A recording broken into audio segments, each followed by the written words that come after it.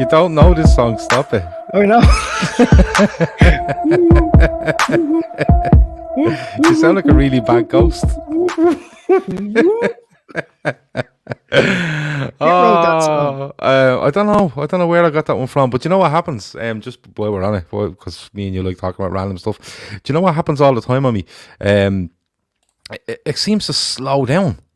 It seems to slow down all the time, and just like when it comes back out on audio, it's just like, you know, like when Carl Torley does that stuff where he takes bits of our podcast and slows it down to like we're drunk. Yeah. That's what it sounds like, and it does me head in, but there's nothing I can do. So anyway, we're here, me and Andy, for the first half an hour, and for the second half of the show will be Chris Brackett, it will be Peter Smith, and it will be Paul Nolan previewing Liverpool against Brighton. But I wanted to come on because me and Andy have been at each other's throat for the last, week or so with regards to the transfer window and how it's gone for Liverpool, what you expected, what the outcome, and how you feel about it.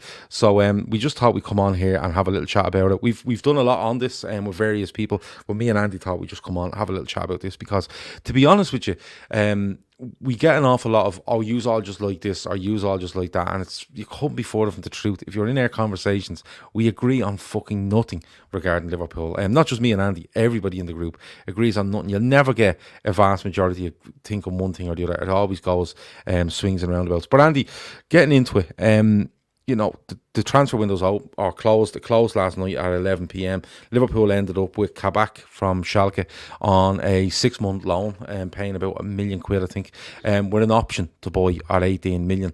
And he also ended up with Ben Davies from Preston North End in a deal worth up to 1.6 million in and around. But going back to big business, going back to the start of the window, you know, we knew what we were like at centre half. We knew the problems we had. We're going into this window. We didn't know what to expect. But what were you expecting? What were you hoping to happen? Without knowing, like, we know what happened yesterday, but without knowing what was going to happen, what were you thinking going into January? What do we need? How do we do it? What way will this club go? And try sort the situation out. Well, I think it wasn't so long after the last window closed, Van Dijk had that horrific injury, and Gomez soon enough after that again. So I think from then on, everyone was like, we need reinforcements, Johnny. We need a defender. And then Fabinho comes in and does so well. And Liverpool were doing quite well. And the talk of signing a player at the back probably slowed down a little bit. But I think I felt like, as good as Fabinho is at the back there, he's too good in midfield to miss, you know, and all of our problems in midfield, like, you know, you can pick out various problems. You know, you've got the short pre-season, the hangover, the emotions of winning the league, no fans, then the injuries, morale, form, everything. But we were kind of navigating our way through. We were top of the league come sort of mid-December anyway, and then shit started to go a little bit iffy. So the talk of a centre back coming in ramped up, and I think it was clear we needed someone just to get that midfield back together. Was that the big thing for you, getting the midfield back together? You know, yeah, more than anything. Even when we were dropping points, it wasn't because we were conceding too many goals. Yeah, the defense was still seemed to work, but there was a serious lack of creativity. We went from a team that was maybe having 20 odd shots on target, not on target, but off target or creating chances, to a team that was having none. 7 hours without a goal. Yeah, it was getting ridiculous. But when you looked at it, like, you know, everyone thought that the centre back issue had to be sorted. Definitely when Matip goes down with that injury against Spurs, it's like, oh, panic stations. We probably need 2, and we end up with 2, which is absolutely fair. But did you expect more from FSG, or did you expect them to do what they've done? Because I'm like, don't get me wrong, I hope Ben Davies and I hope Kabak have brilliant the next 6 months. They're absolutely amazing, and we go on and win 1 if not 2 trophies. That's what I want. But I got a bit frustrated, Andy, because you did, and you know this. You got very frustrated. I got frustrated, Andy, because I thought, you know, with the situation they're in, you know, do something at the start of the window. All right, me and you spoke about bringing transfers forward. And I think Grizz made a good point in going, look, it's a two-way street. If you want player A, B, and C, they're going to cost you a fortune anyway. And now in January, it's going to cost you even more, which is absolutely fair. But my frustration is that a couple of players were linked to were modest money in today's game. And it just seemed like, no, they were never going to do this. Did that not frustrate you at all? Well, I think Klopp said it himself. If they could bring something forward, that'd be great. You know, players that were on their radar. But that was a blue sky scenario. Everybody knows in a normal circumstance, the January window is always difficult. And throw in the fact that the club are probably down a couple of 100 million between match day revenue and whatever other losses that are caused by this. So you knew things were going to be tight. You knew money wasn't really there, realistically. And I think that's been evident in the profile of the signings. I mean, we spent like an outlay there of 2 million, but took back in 2 million with Minamino going out on his wages and whatever loan fees involved there. So they've effectively spent nothing. They've addressed the issue, which is the centre-back issue, but it's at the expense of maybe losing an attacking player who may or may not have featured, who hasn't been featured an awful lot. So things must be tight. I said the week before it was closing, look, everyone was at fever pitch. We're acting a maggot with each other and winding each other up. But I think it was getting to the stage where people were wound up because Klopp started to speak. And, you know, when Klopp never really doubts the owners, he's always backed them. He's always sort of said it's not all his decision. It's a team effort. They tell him what's available. You know, everyone's involved. Edwards. But when it seemed like he was getting a little bit angry.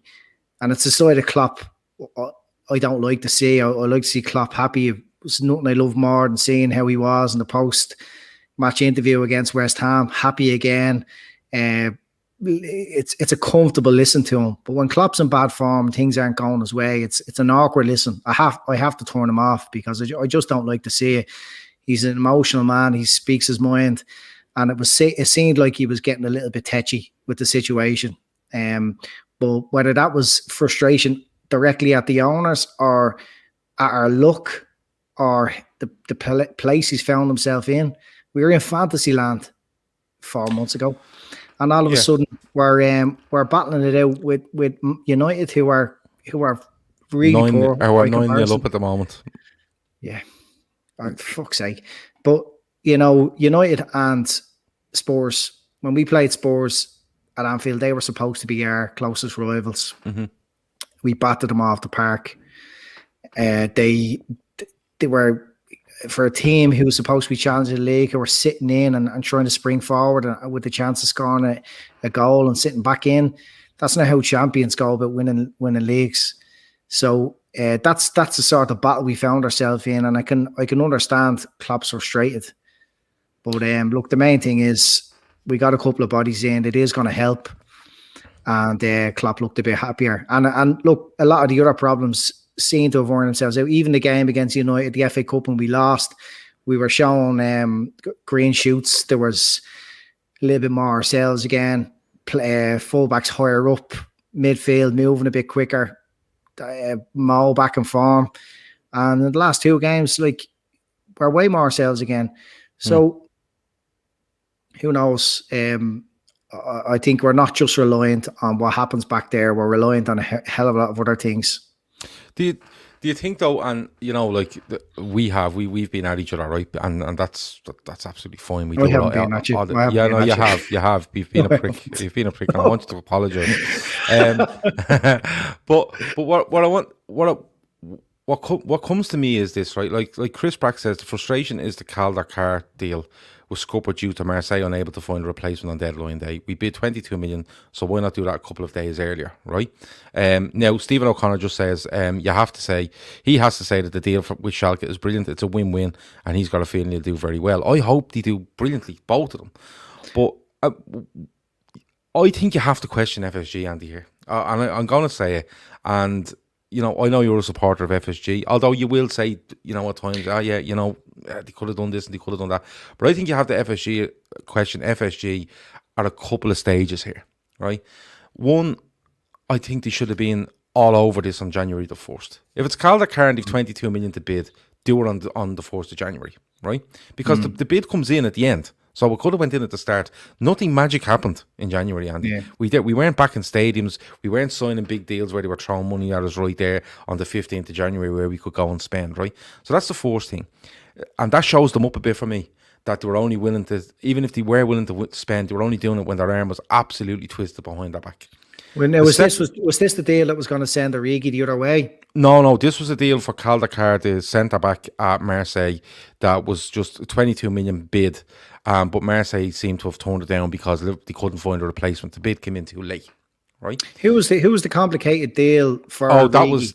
That was Botman. That came out today, that Botman, it would look like Liverpool were going to send Origi to Lille, who were going to give us Botman, and they were going to bring in some defender. I can't remember his name, but that all went downhill because the defender coming into Lille wouldn't accept a 6-month deal, right? But again, that's last thing in the window. When if we're going to try these complicated deals, why weren't they? There's no way something magicked itself over the month. Now I get the whole Matip situation. The Matip situation triggered this because I genuinely feel that it could have probably been Ben Davies at most if Matip had stayed fit. But even that, he's not fit all the time, right? That's the first thing I'd like to question them on. The second thing is, and like I know you get money's tight, I get that, right? But I can't understand how Liverpool, Klopp talks about finances and he's made recommendations and he's not the man that makes a decision on finances. But I can't understand why, like if you look at that deal for the Marseille defender, how we couldn't finance a deal earlier on in this window. But the biggest thing for me, Andy, out of all of this is that they had to get it ended up with Klopp coming out more or less in public and saying, I've made recommendations for centre half, and basically they're not getting them for me. Do you agree with that?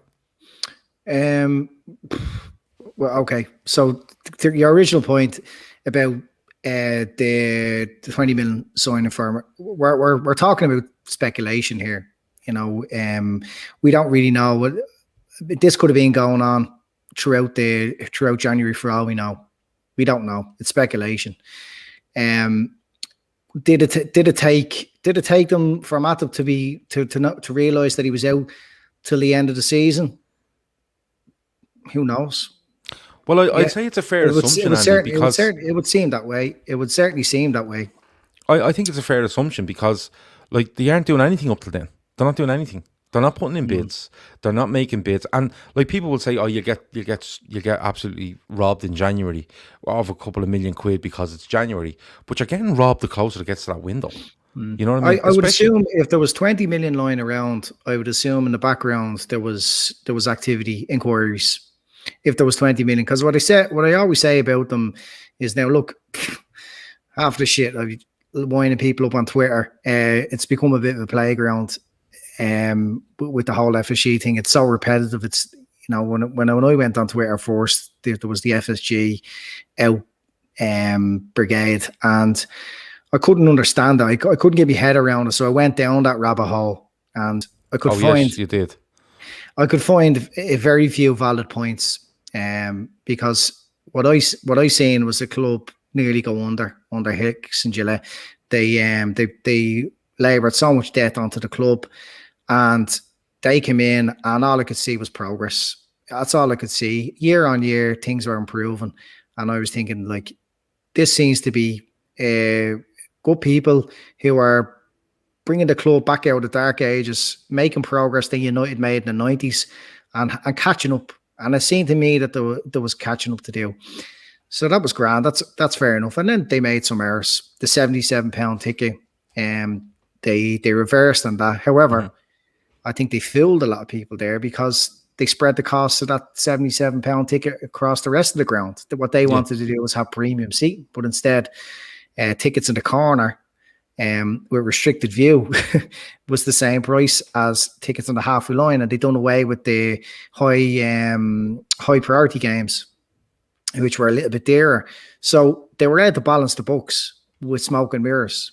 But everyone was happy enough with that because it wasn't £77 and it didn't look ugly. And up front, it wasn't 77. Yeah. Yeah. And no season ticket holder who sat in dead centre and was lucky enough over the years to eventually get their seat they wanted had to shell out a ridiculous amount of money. It tells whatever 1,500 for a year. Nobody had to do that, so everyone was happy. But at the same time, the tickets, they were still bringing in the same money for tickets. The furlough thing didn't look good, but they reversed it. So look, they've always kind of listened to fans and reversed it. They do listen. There's no doubt they listen. Yeah. And by all means, listen. I'm with you with regards to FSG. Overall, I understand the model. I understand what they try to do. I understand how they do it. I understand where they've got us to.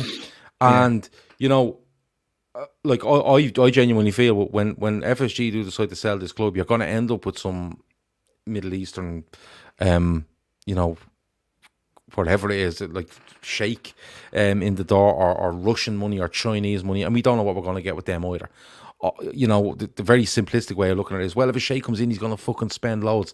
Yeah, and then he can piss off, and all that money you've spent, you know, you're lumbered with. A bit like Abramovich at Chelsea.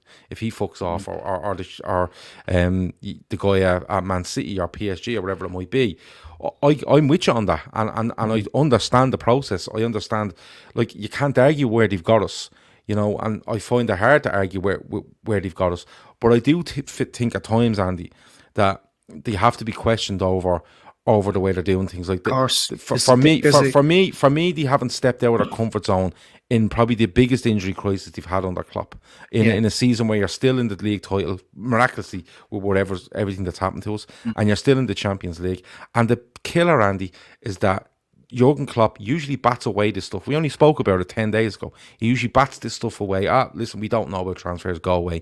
But the killer for me is that Klopp, and we always say it, he works brilliant in this system. He works brilliant under this regime. And we feel that maybe the club will struggle when Klopp leaves. Could anyone else do it? But when you have the manager, Andy, coming out and being more or less public about making recommendations, but he doesn't sign off the financials, he's basically telling people, I need players, I want players, but I'm not being given them.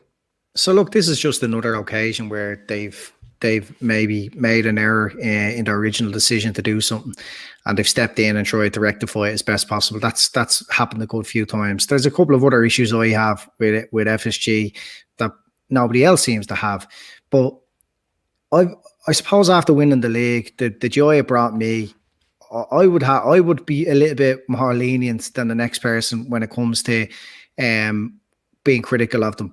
Be critical of them's fine, good, healthy debate over what should and shouldn't be done. We're all only acting on what we think might be happening on the scene, speculation. There's no facts really. The facts for me is it is obvious when you look at the financials that there isn't money lying around. Anyone can go, they're published there. The club are obliged to publish their financial returns every year under UEFA regulations, and the money just isn't there. So take away the match day revenue that they lost. When it comes to a situation where they're saying, well, the money isn't there, I kind of accept that. I believe it, because you look at the financials and it's true. It's just not there. Oh yeah, because they pump everything they get back in. Yeah, you know, and people do say, like, I'm going to agree with you here. People say, well, why can't they spend such and such? And I'm kind of going, well, if they start spending their own money, lads, they're going to want a return on that. That's how it works. Well, unless you're an absolute billion trillionaire where it doesn't mean anything to you. But if FSG start pumping 100 and 200 million quid into this club, they're going to want returns. And what I mean by that is that you'll see the likes of a Chelsea situation where if you don't get the results, they will get the return soon enough, Gav, because they are looking for investors, and there's this kind of belief that if you get an investor, they're going to spend that on players. That's ridiculous. They're just going to get their first return on their initial investment. Because that's the thing. If they're worth 1.5 billion pounds, if they say to somebody, listen, you can have 20% of this club for 300 million, okay? That's the return on their initial investment. They take that 300 million and they walk away. They don't walk away, but they put it away and they go, that's our initial investment gone, and we still own 80% of the club. That's what they do, because they're businessmen. But so the money goes back into the hedge fund. I understand that. That's how they make their first little bit of coin out of the club. If you look at their returns, there is no dividends paid out. There is no shareholders paid out. So when it comes to windows, I don't expect them to pump money in because they've never done that before, and they're not hobby owners. And there's very few clubs worldwide who actually have that model. But what they seem to do, and which will probably need to be reviewed over time, is everything they've earned from winning trophies, like all the progress they made in the Champions League, and then winning the trophy, and then the league, and the acceleration in the TV rights figures. It's all being paid to the players in bonuses. Yeah. So, but that's obviously a way of keeping up with the bigger spenders. Yeah, so it's invested. The success is invested back in the club. So we had a prehistoric kind of deal with New Balance, which was desperately needed review. There was other clubs getting bigger deals than us, and smaller clubs getting bigger and better deals than us. So then they negotiated the Nike deal, and lo and behold, we get hit with a pandemic and a global economic crisis, and all that fucking money that's being guaranteed with the Nike deal is being lost on the match day revenue. So people just need to understand that there isn't just money there. They're not pretending that there's no money there, because what we've seen every year when you look at those financial highlights, or you look at those statements of financial position, they actually do invest back in the team, and investors don't leave cash lying around. They always, whether it's invested in capital, invested in, the training ground, or they've always put money back into the club. And you'll see that people just see the big number, like the turnover was 550 million, but they have creditors of 350 million due in the next year. So straight away, their revenue is gone. Yeah. No, I fully understand that. What they take in, that they send out, whether it's internally to players or wherever it might be. Pat Panesar says, just a little support to the channel, nice little win, thanks to Tapas Pulis, the gift that keeps giving. Of course, Tapas Pulis being Mikel Arteta, the spoofer. But thanks a million for that, Pat. Thanks. I don't think I answered your question fully there.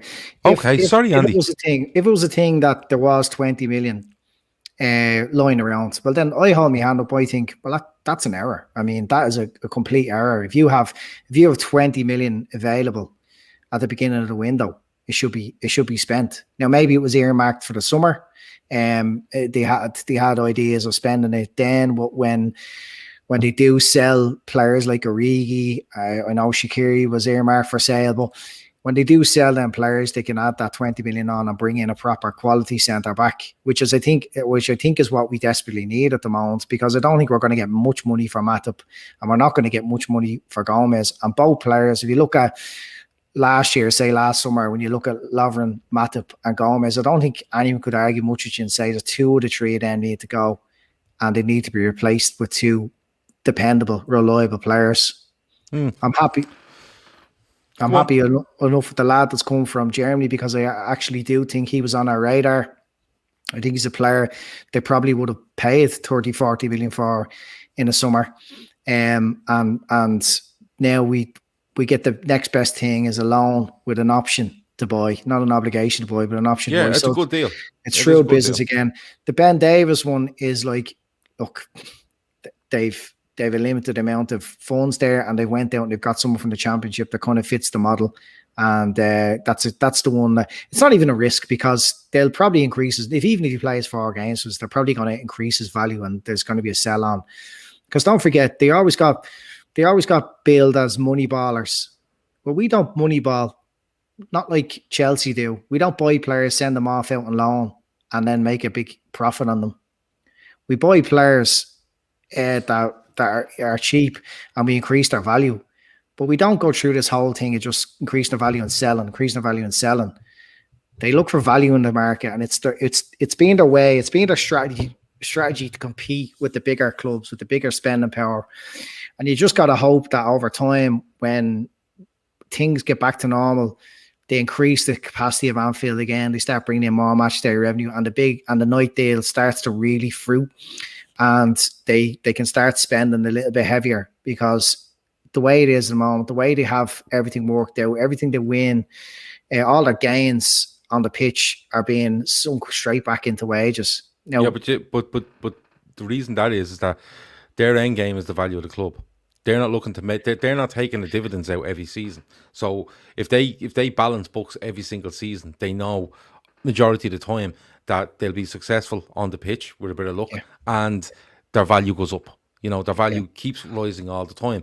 But the last question I give to you, Andy, and listen, So now just on that point, so we pay an awful lot of money, wages on admins, not admin staff, but off the pitch staff, huge amounts, more than most clubs.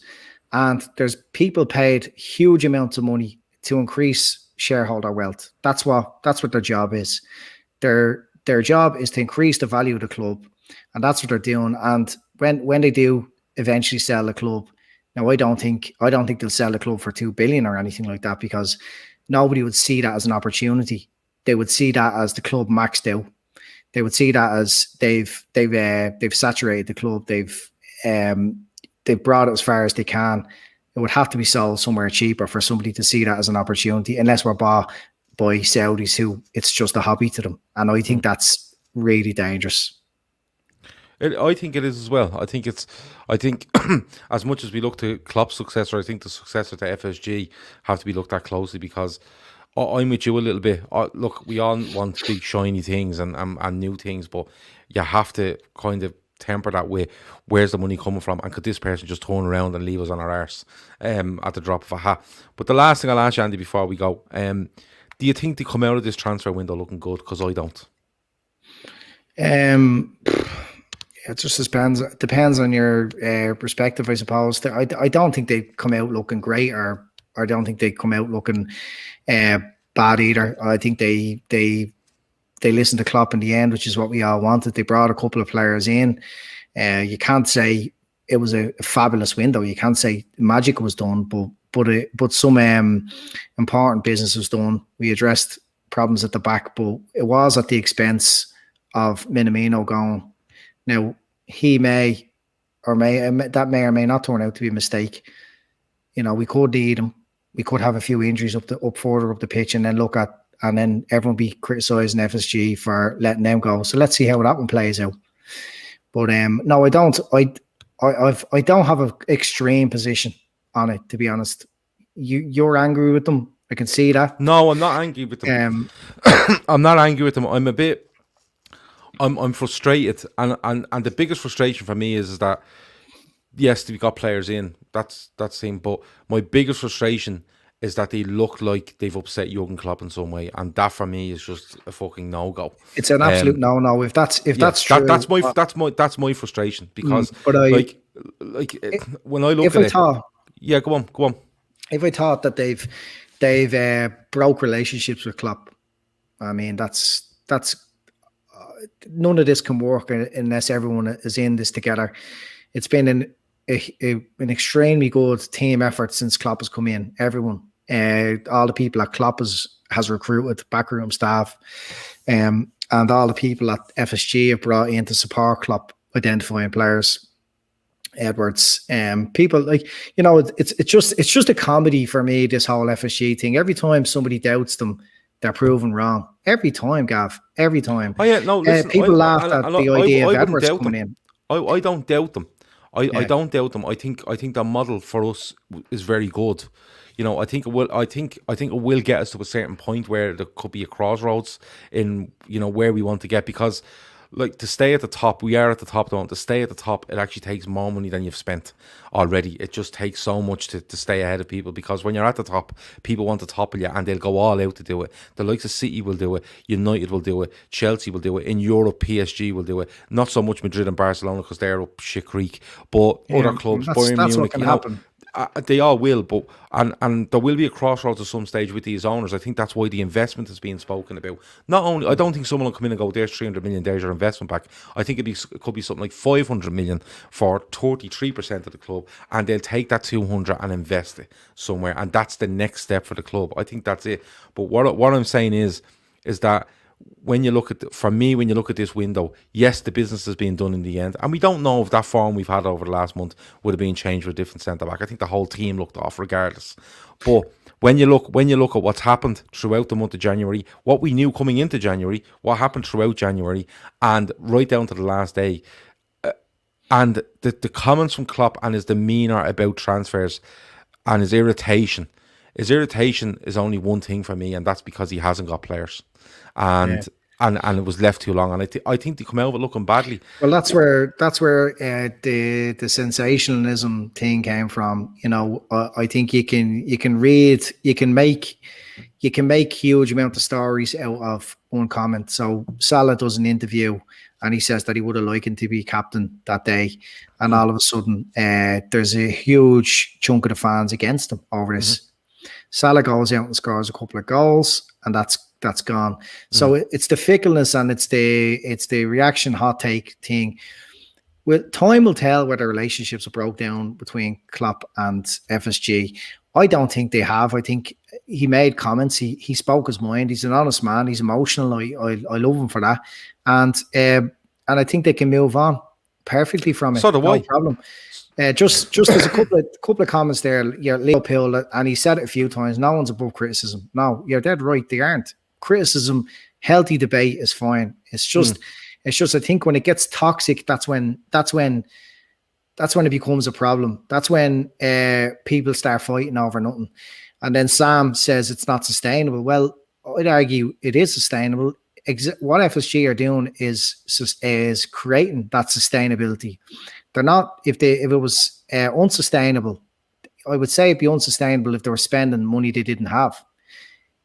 You know, maybe the sustainability argument is that we've got so far with this. How much further can we go on this model? And I think that's an okay question. Yeah, but if you look at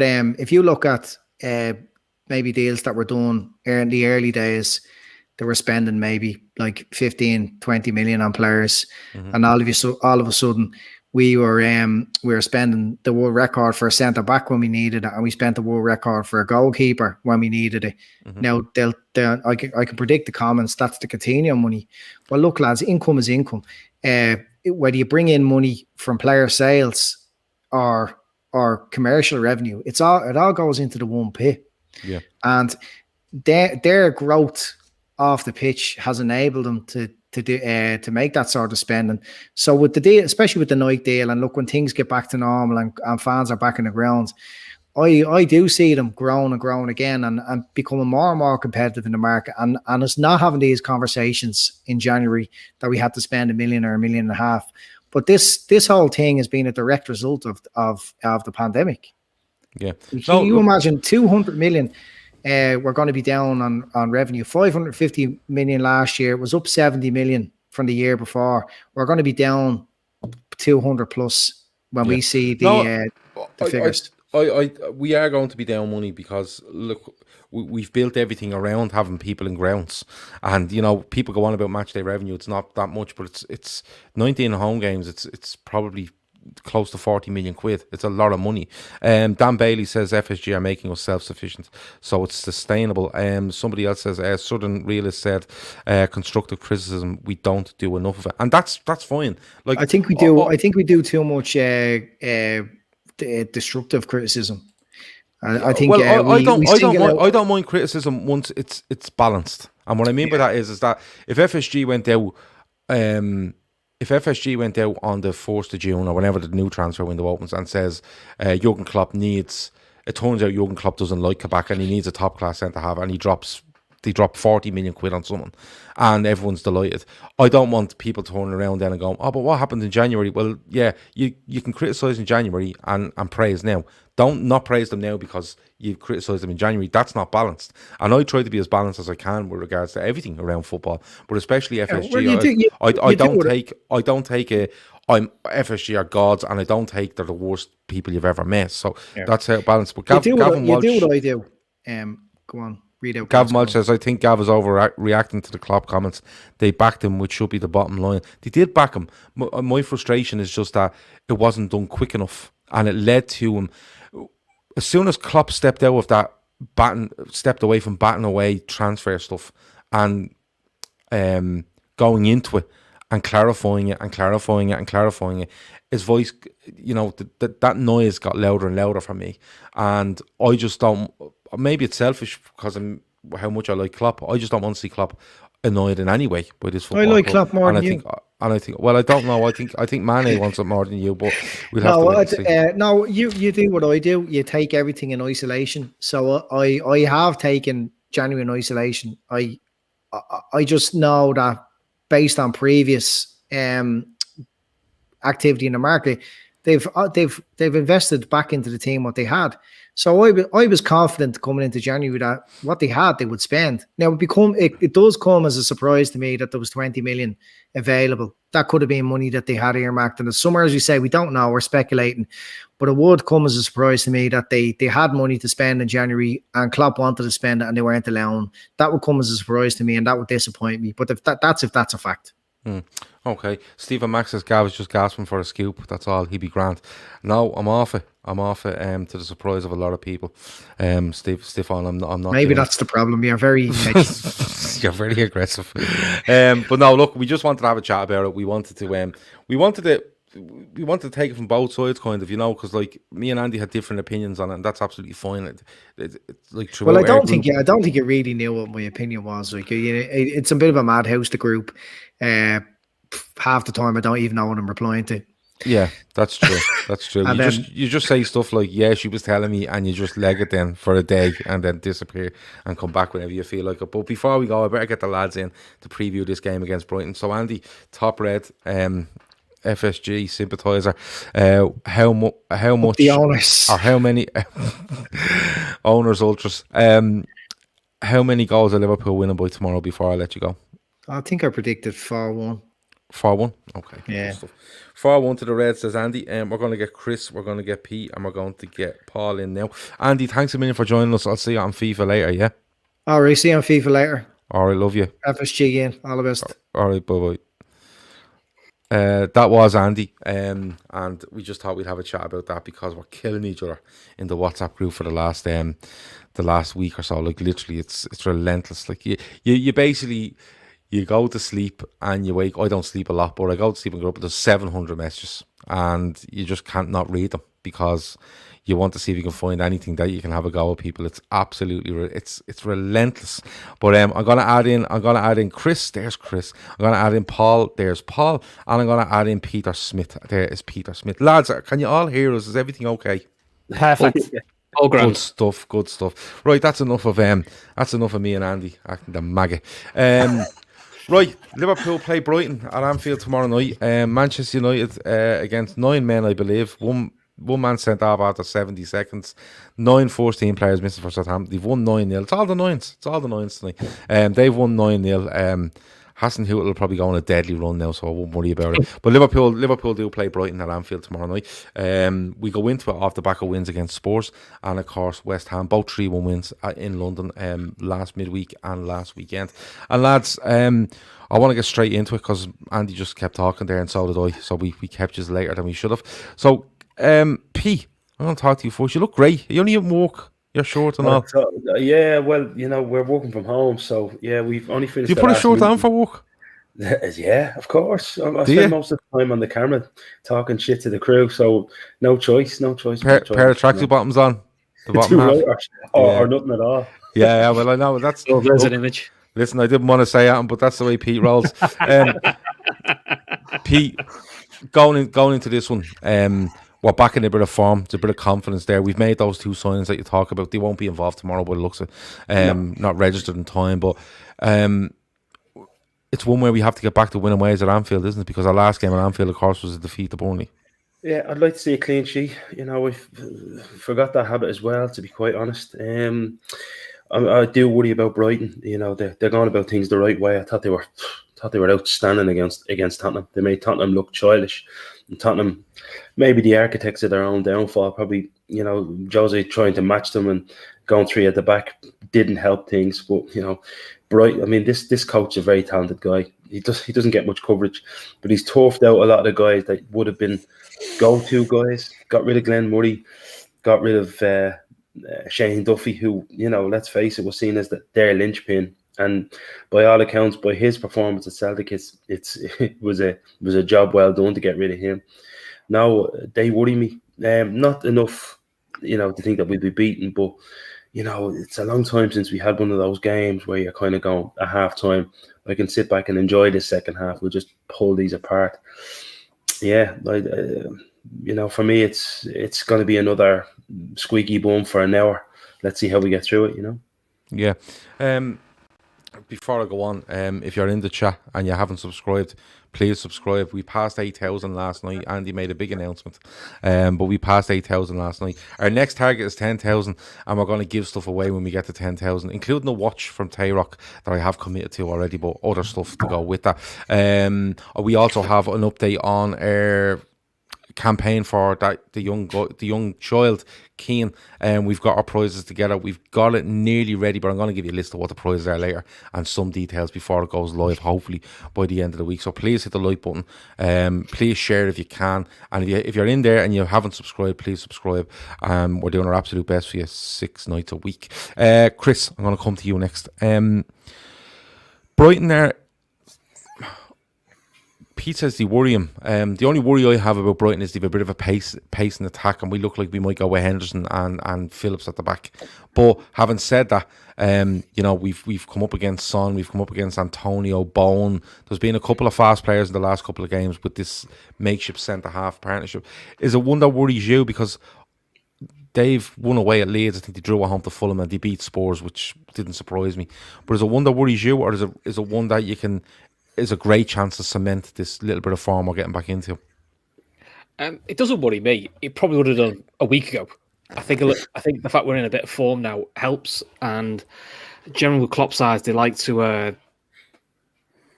how can I put it? If they have a setback, they like to sort of react to it. So they've now had their first loss in 8 years at home.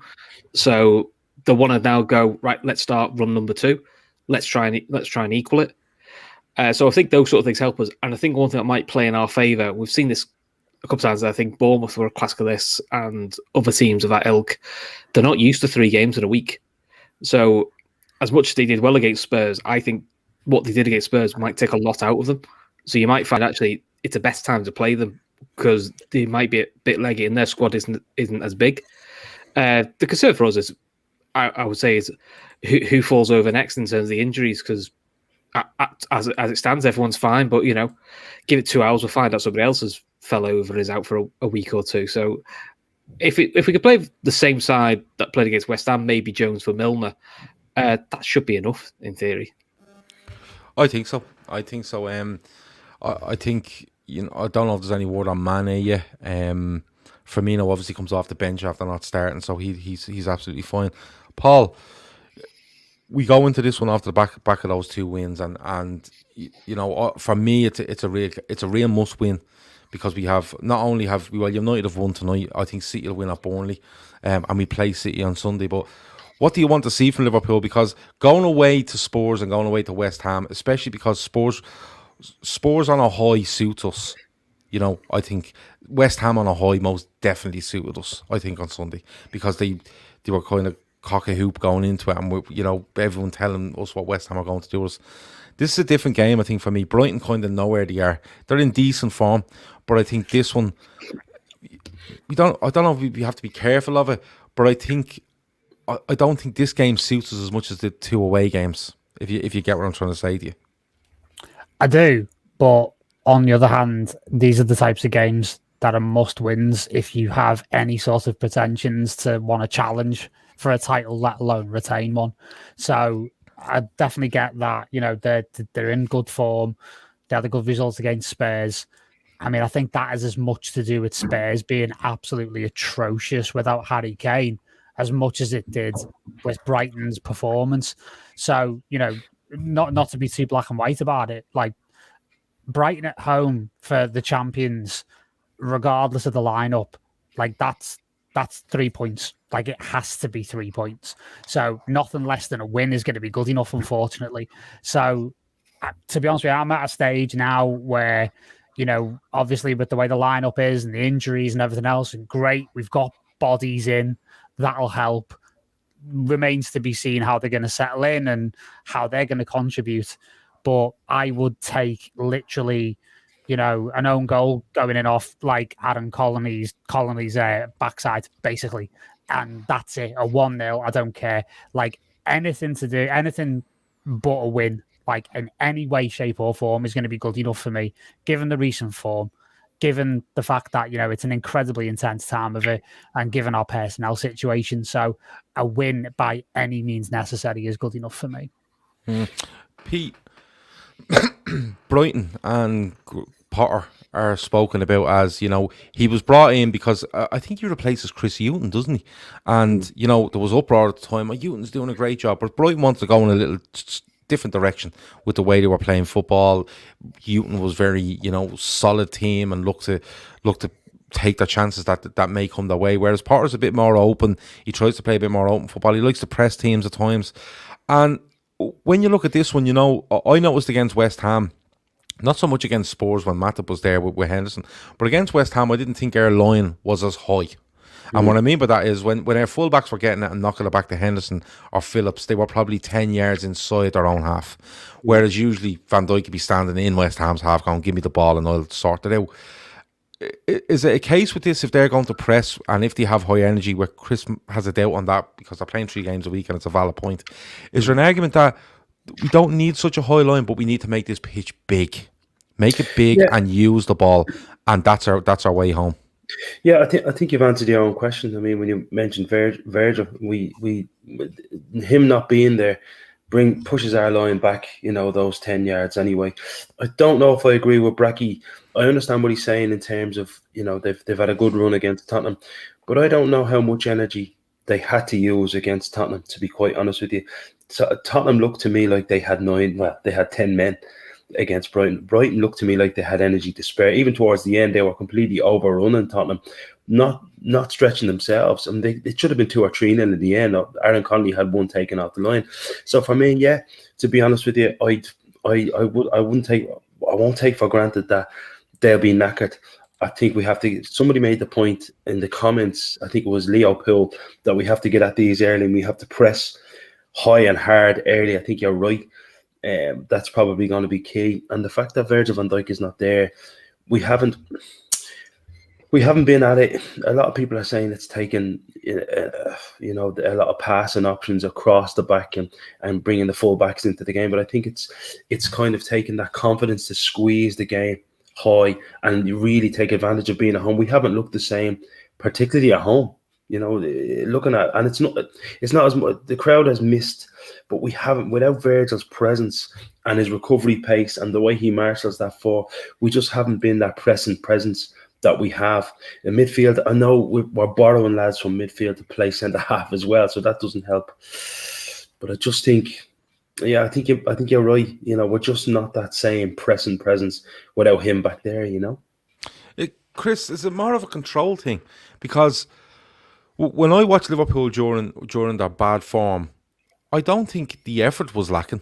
I think the effort was there, but it didn't seem as structured to me. Now, that can come from, like Pete says, you have 2 midfielders as centre half, or you have a young centre half or a midfielder, and we had players out at the time. Thiago still wasn't back and stuff like that. But is it more control from Liverpool? Because I think what you're seeing at Tottenham and West Ham is going back to last season Liverpool. And what I mean by it wasn't, some of it was outstanding. Don't get me wrong, look at the fucking goals against West Ham, for God's sake.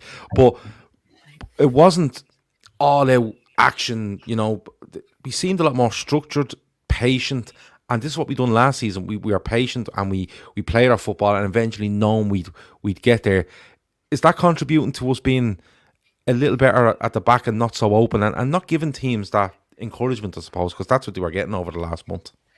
Yeah, I mean, because I'm quite sad now. Nothing else to do in my life. I tend to watch the games back when they're on LFC TV. And the most striking thing I've seen in the Tottenham game, the West Ham game, which we probably haven't seen for about a month, is off the ball now, there is a real structure and shape again, and it moves like a unit. When the ball moves to their left back, we're in position, but we're also in a position where if we do win the ball back, it's not 10 men behind the ball, we're in position to spring, which we haven't been doing for ages. Before, we were winning the ball back, and then you'd see Trent look up and go, well, Trent's 15 yards back to where he should normally be, and we've got nobody else. when they'll have to turn, take a touch, and they get back into place. So he seems to have got a structure back. I mean, if you've got to be hypercritical, I think the back four we played the last two games, as a last game and a half with Phillips, is probably the back four we probably should have been using for quite some time when Matip's not available. It's easy in hindsight, but we've all had the slight concerns with the other young lad. He just doesn't look quite ready yet. And look, he's 19. It happens.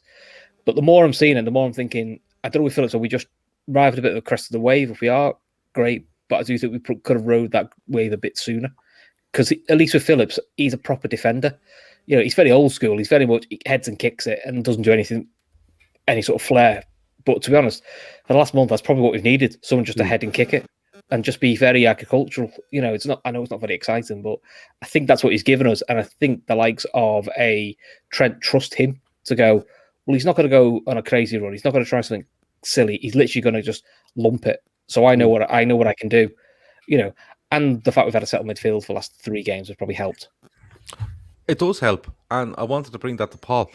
Paul, Thiago comes in and against Chelsea earlier on the season, he's just popping balls around. They were against 10 men, but he was popping balls around for fun. I thought he was really good at Goodison Park before he gets injured. He comes back and he's had a couple of games where I think he's looked a little bit off it. I think he's been probably half a yard off the pace, probably not in sync with the players around him, which is understandable. Although he's training with them most days, on a pitch is completely different. Did we see at Spurs and West Ham teams starting to realise how good this guy is? Because I noticed that Spurs and West Ham would look to probably press Liverpool, and as soon as Thiago got it, you could see them backing off. It was like, we're backing off here, and that allowed us to play our football and again be patient. Are teams starting to realise just how good this fella is? I think this question and the previous question are connected. I think we control games now in a very different way. I mean, yeah, very reminiscent of last season, but you take the West Ham game in particular. First 45 minutes, you'd be forgiven for thinking it wasn't the most spectacular thing on the face of the earth. But what was really interesting about that first half is that we basically nullified West Ham as a threat in general. And then in the second half, we started to impose our will on the game. And then that's when Thiago started to really come into it. I mean, I've got to admit, like I'm not like Jamie, like the Thiago bromance love fest kind of. Jamie's in the chat there just talking about Thiago. He refuses to talk about anything else. Yeah, the little heart emojis after every mention of him, and basically like the love affair kind of wore off for me. I was a little bit worried actually a couple of weeks ago, especially through the bad form, because it started to look for me like, oh, this is turning into a little bit of a Coutinho situation almost, where like everything's got to go through him in order for us to do anything. And if he's not turning up and he's on it and he's still learning the pace of the English game, we're not going to do anything. And lo and behold, that's kind of turned a little bit, because I think we found that midfield shape now that allows him to get forward and do what he does best, because we haven't been deploying him properly in previous games. We've expected him to do that Jordan Henderson kind of number 6 role. And honestly, like, he can't play that role. He hasn't got the energy yet, and he's not that type of player, especially the way Jordan plays just to the right and he fills in for Trent, like you pointed out brilliantly. He's not that type of player. Like, you've got to have him as that kind of like fulcrum kind of playmaker. And the fact that we've now found that shape with, Ginny and Milner or Curtis, and then hopefully Fabinho. Now we've got some centre backs, we can actually now provide him with the proper platform. So again, you'll see more of this, teams sitting back because they don't want to get picked off, they don't want to leave any gaps, because if there is like the merest shaft of light, like Thiago will find a way through that, and it does create a lot of space elsewhere for us to be able to cause havoc in other areas. So I think we're starting to see it come into fruition now and start to really take shape. It's kind of exciting to see. Yeah, I think Jamie's home says he heard the Thiago bat signal going off and he came running onto the show. But I have to say, someone else has pointed out, look at the picture of him on his YouTube profile pic. Wow. It's James Bond audition, that. Unbelievable. I don't know. No, he looks like somebody, he looks like somebody, when you see dancing on ice and they stand back to back before they come out onto the thing. That's exactly what he looks like. You should give us the rest of that photo, Jamie, to see exactly who's in it. I actually subscribed to his to Jamie's podcast. Oh yeah, he's on YouTube now. Yeah. I'd advise anybody to go and give it a look and subscribe. You know, the content is Boot really Room good, Podcast. really good. After this, go in to Boot Room Podcast, have a look on YouTube. He's only literally started it today, I think. So go in there, and if you subscribe to us, subscribe to him, and you'll get. I think he's doing 1-2 a month, but he's going to be with us as well, on the regular as well. But go cracking stuff.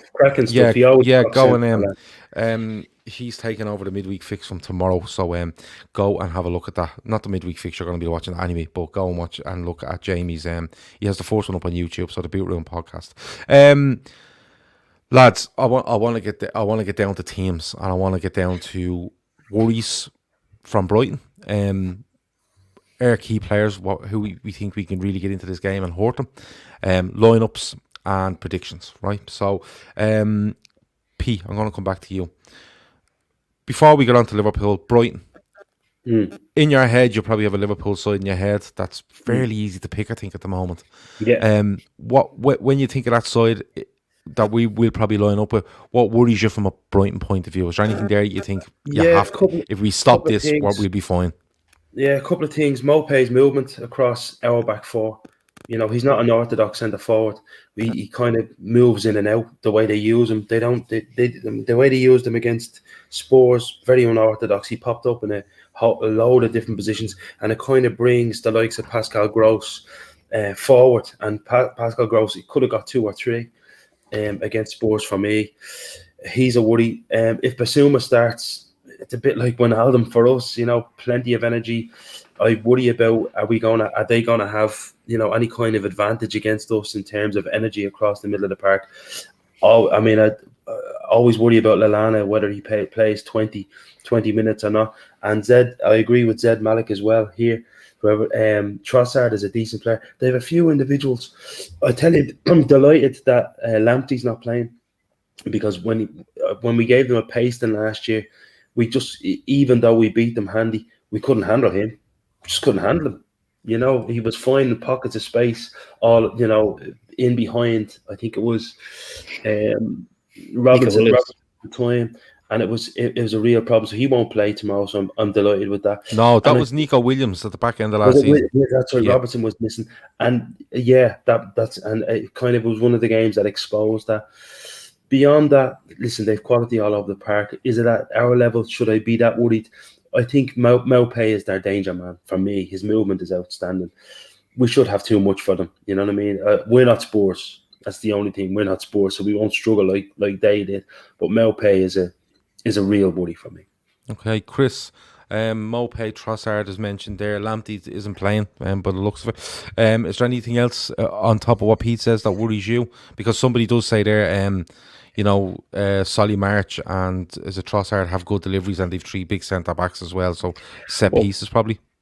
Well, they potentially got the world's biggest left back as well in Burns, who's about 8 foot. Who's about 8 foot tall. So it's just Peter Crouch playing left back, isn't it? It is, isn't it? I mean, fair to say, he's very good there. He is very good, but yeah, I think it's set pieces is probably the thing for him. The other one who seems to come back to form is Pascal Gross. Yeah, Armchair mentions that. Because when he's on form, you know, he is the guy from deep, you know, who gets the goals for him. The big thing with Brighton is they're just not consistent enough. And when they are on foot, when they have their moments, they don't turn them into wins enough. Hence why, as well as did against Tottenham, it's the first home win of the season. So I get the fear about them. You know, they are a threat. It's not me sitting back thinking, oh, this will be an easy afternoon. But there are reasons why they are where they are, and there's a reason why they've only won 3 games all year. Is they're not clinical enough. Now, for us, as we saw away at their place, we can't give them a lead, because the best thing they'll like is they've got enough defenders there just to sit back then. I don't think we're going to go for them early, though. The pattern we seem to have the last couple of weeks is we sit back, we soak it up, we tire teams out, and we try and do it in the last half hour. You know, I'd like us to do it the other way because it's less stressful and it's more fun. But I've got a feeling we may go the other way of just trying to sit back, control it, get ourselves in the game, depending on who starts, and then look to win it in the last half hour. The Last Minute Winner podcast says the Spurs game was the first home win in 225 days. The last one was against Arsenal. It would always be fucking Arsenal, wouldn't it? Absolute shower of I don't know. But anyway, excuse me. Paul, the lads have thrown up some stuff there that, might worry us. Delivery, bit of pace, movement from Mopay, different things. But what do you want to see us do? Because, they're not at our level. They look at the table, they're not at our level. And a week or two ago, you'd be going, oh, fucking hell. Like, a bit like Burnley, oh, here we go. But now, with what we're seeing from this side, what way do we approach this? Do we go gung-ho, or do we just go out, make the pitch big, control the ball, move it around, and we have that confidence back in us now? That'll be enough. I think it'll be a bit of both. I think initially we'll impose our authority on the game by being very organised and just, again, nullifying anything that they can do. Again, like the centre-back situation is still, until we get Kabach and Davis up to speed, it is still going to be an issue. So, we're still going to have that. And again, just going back to that centre-back issue for a second, I think Jordan Henderson's communication is one of the major aspects of that.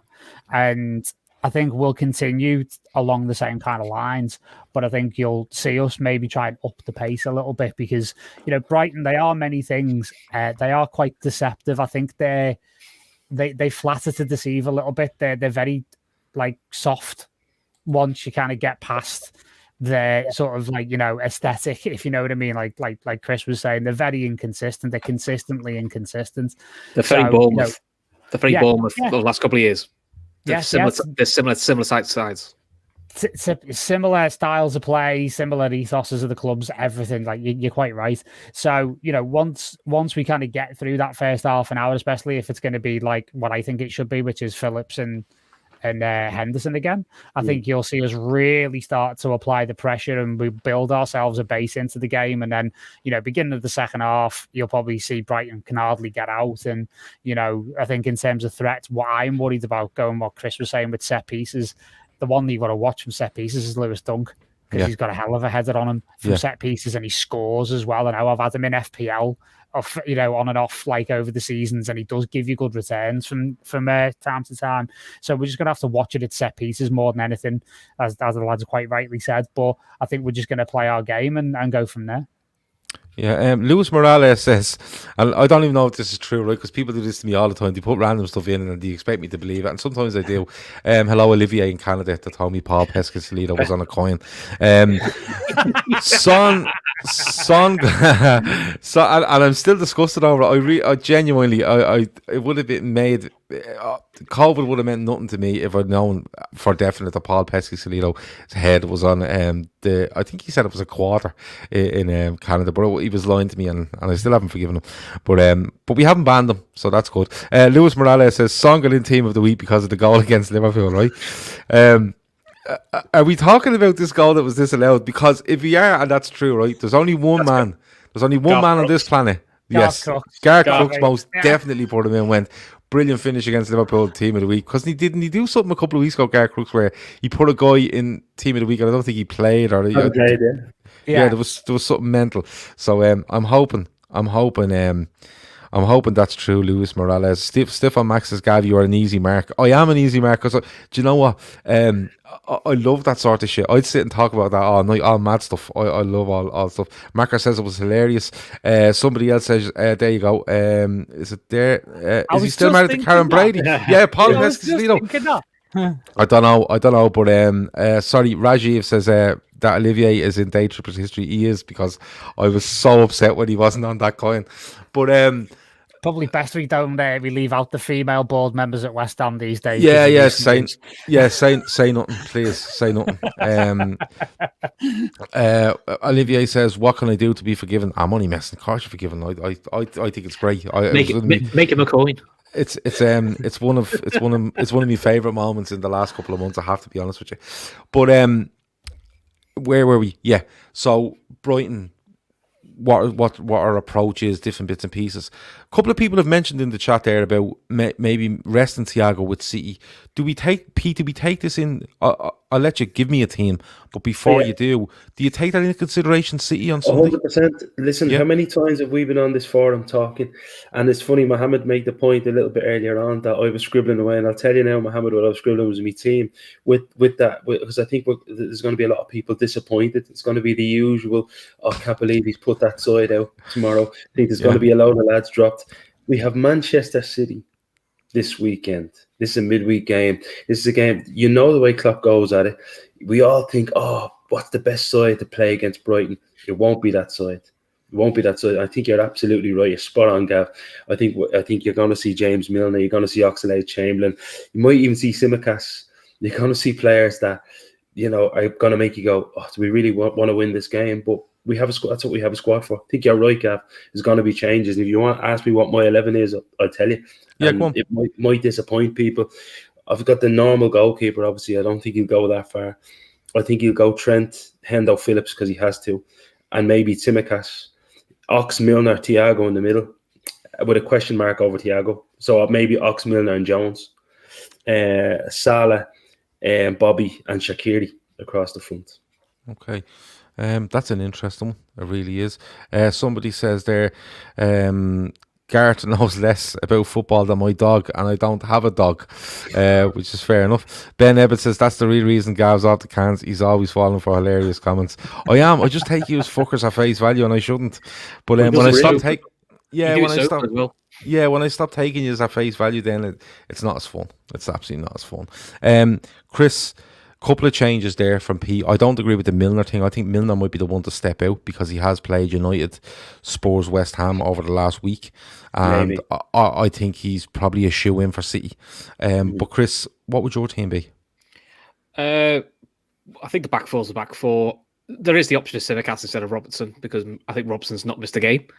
So the question is, not have him against City, exactly. Yeah. So, but the question is, does he try and do Robertson for an hour, get it won, and then do the Tsimikas thing? That's the one he might look at. I think Gini's going to play because we're just going to keep playing him until he signs a contract or pisses off. It's one or the other. So I think he'll play. I think Jones will play. I still think he'll keep Thiago in.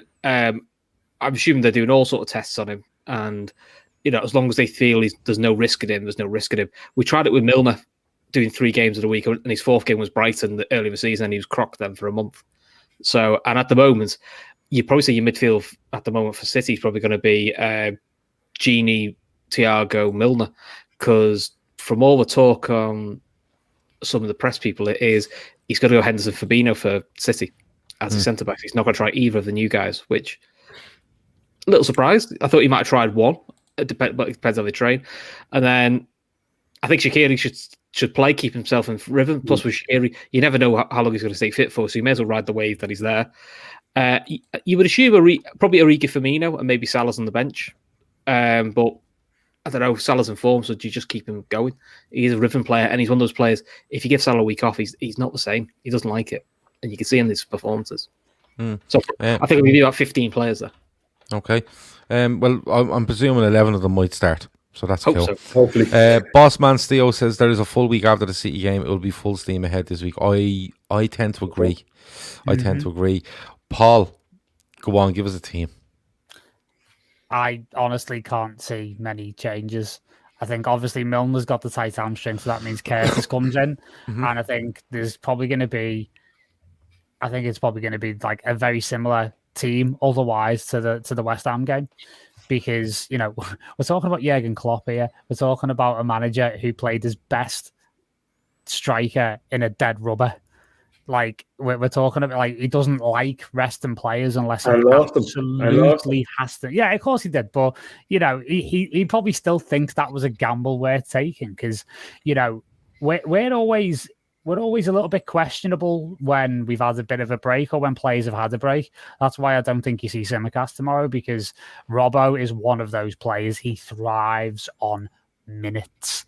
Thiago needs minutes. He needs fitness because for me, even though he's playing great, he still looks a yard off.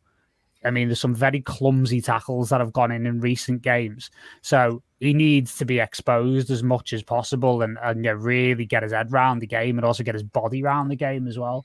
So to be honest, I'm going to be pretty bored and I think it's going to be the exact same team that started against West Ham, but with Milner out and Curtis Jones in, unchanged otherwise.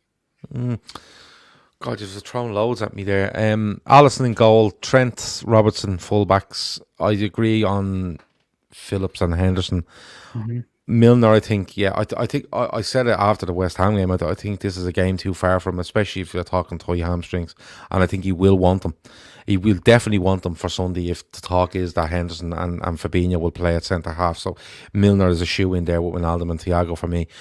So I would put Jones in there with Wijnaldum and Thiago. I agree with the Shaqiri thing, Salah and Firmino, but I think we might see. I think he might go a bit narrower here in this game.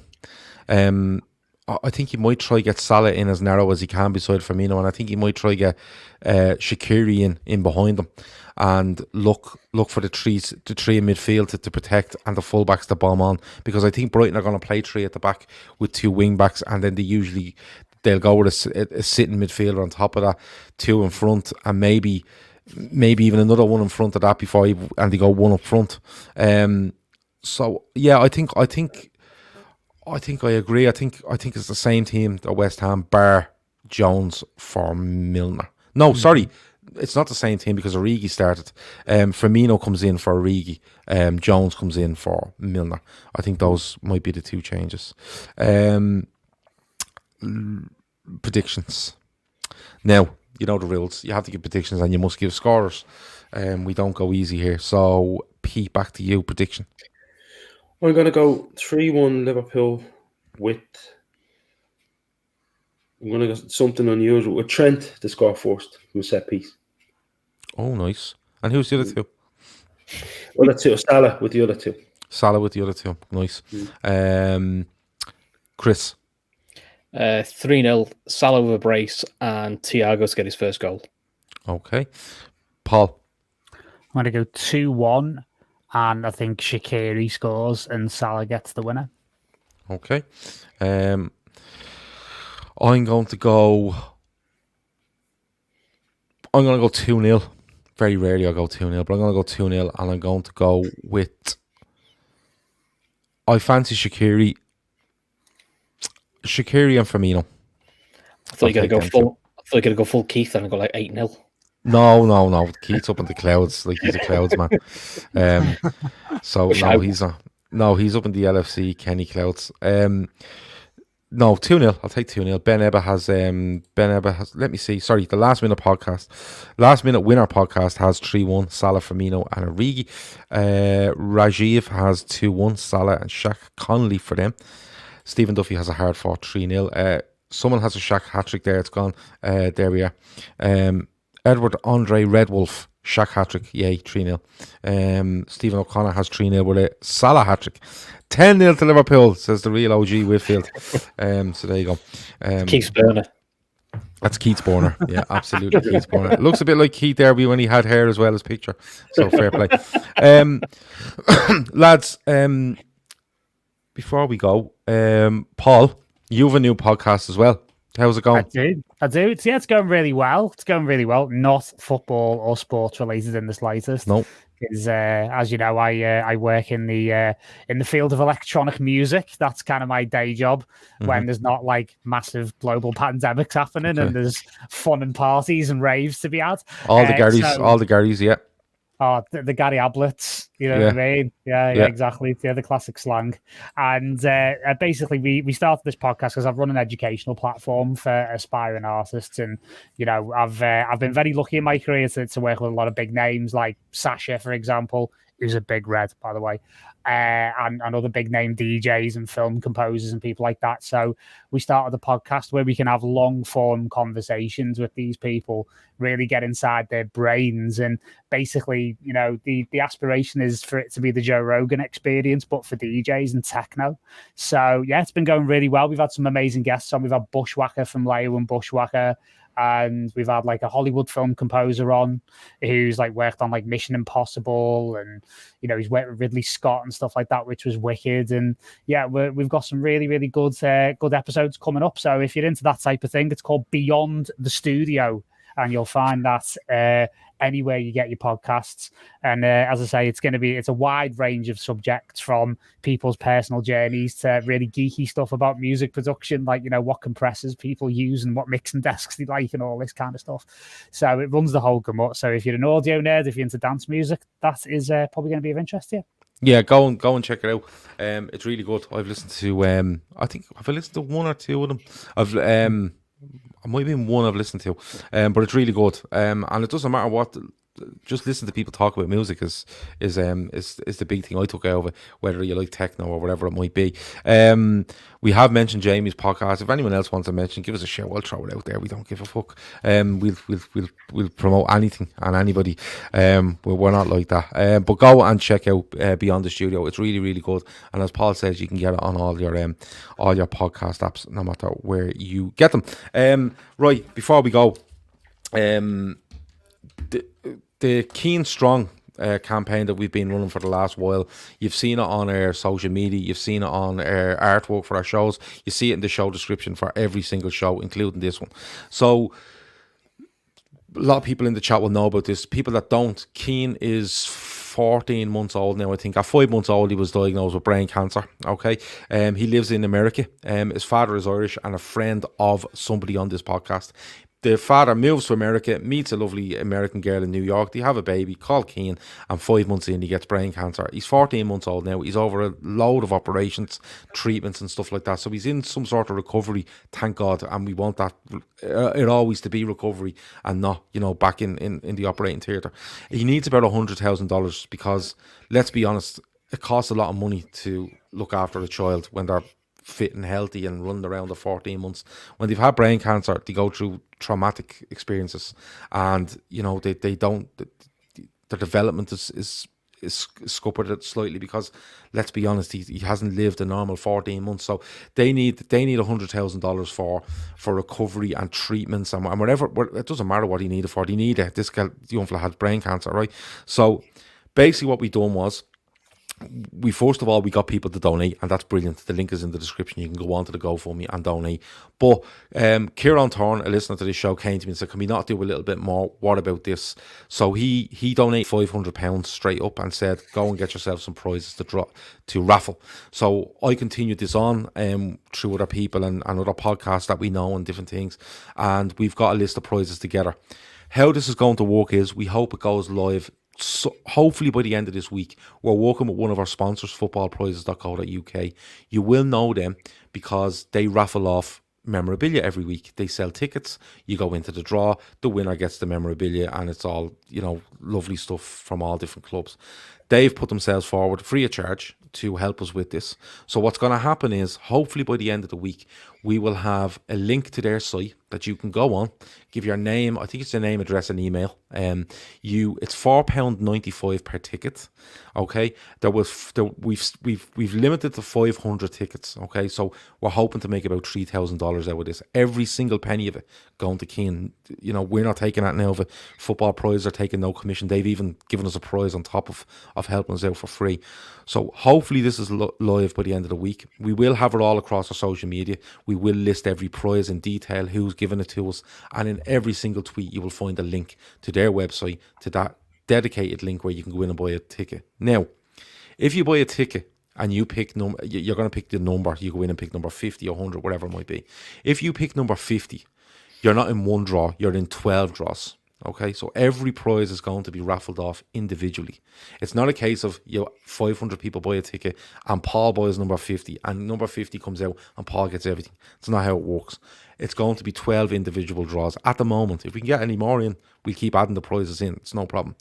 You can buy one ticket, you can buy 10, you can buy 20, you can buy whatever you want to increase your chances of winning. Okay, but we have the list of prizes. Okay, so I just want to call them out so people have an idea. But as I said, it will be detailed across our social media. Hopefully by the end of the week when this goes live, buy a ticket if you can. Even if you buy a ticket, you're in a draw. You're in 12 draws, but you're donating. It's a donation as well at the same time. Okay, so if you can, do it yourself, tell your friends, tell your family, spread it across social media, whatever it might be. All right, so just to let you know, the prizes so far is a signed and boxed Virgil van Dijk jersey.